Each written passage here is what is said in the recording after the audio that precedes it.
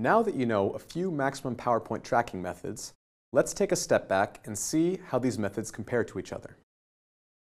In this video, I will explain how these methods differ in complexity and therefore cost. They also differ in terms of accuracy as well.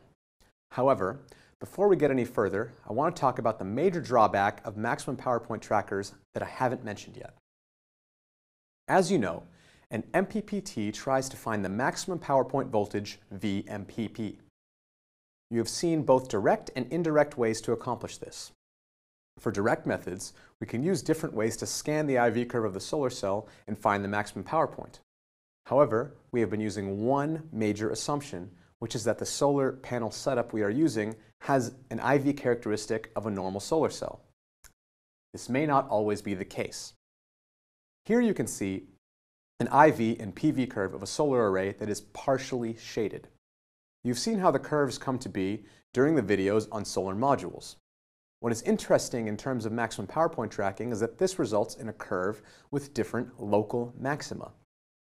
If you are using a power point tracking technique such as the perturb and observe or incremental conductance, you may end up at a local maximum rather than a global maximum. You can see that this could result in a significant decrease in power output. In order to overcome this problem, you would need a full scan of the PV curve. SMA, a leading company in inverter design, uses a proprietary technique called the OptiTrack Global Peak. You can learn about it by following this link here. Okay, now let's compare some of these techniques side by side. We will be looking at some simulations and measurements that were carried out by Holman Rope in 2000 on these techniques. You will see a percentage in these results, and this percentage determines what percent of the potential energy was produced by each technique throughout a sample period of time.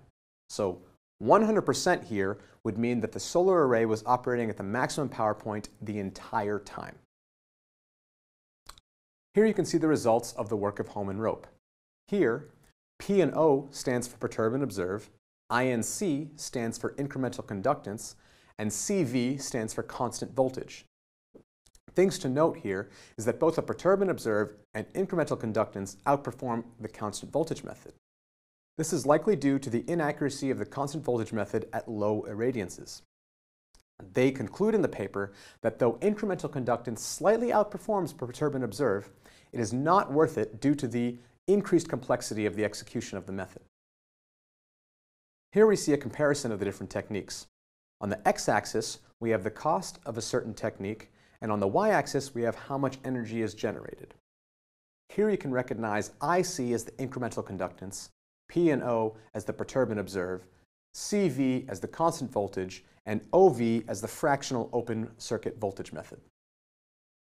You can see again that the incremental conductance technique does marginally outperform the perturb and observe technique, but is significantly more costly. However, cost and efficiency are not the only two metrics to be concerned with. I will also link the paper of Esrom et al. That compares many different techniques among a slew of different metrics.